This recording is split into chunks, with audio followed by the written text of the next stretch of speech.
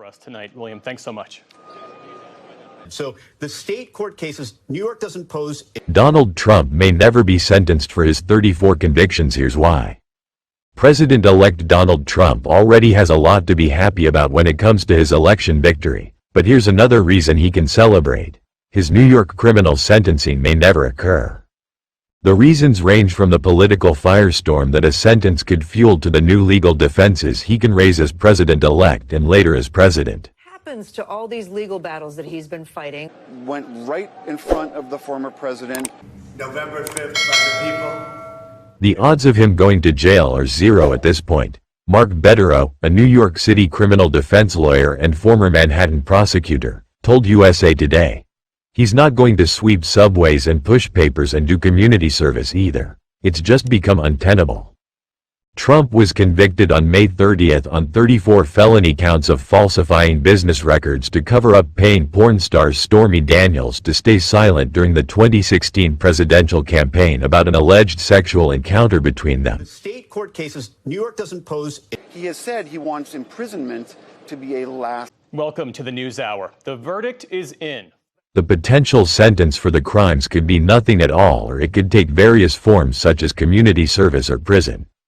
Even before election night, the real estate mogul had a possible way out of his sentencing, which is still scheduled for November 26.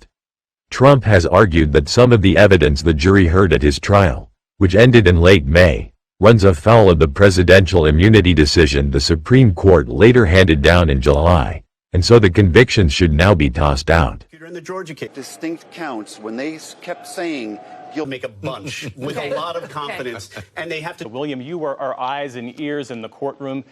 Manhattan Judge Juan Merchan is scheduled to rule on that argument on Tuesday, although Trump's election means there could be new arguments for altering proceedings.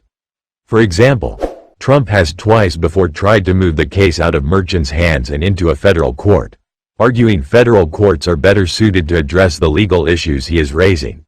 That argument failed most recently in September, but he could make a new version of it based on his election. Is in. But I want to turn to Danny Savalos, who's joined us at the to become the eyes and ears of the Trump campaign. Big trial by a conflicted judge who was corrupt. In a statement to USA Today, Trump campaign spokesperson Stephen Chung said the American people elected Trump with an overwhelming mandate to make America great again.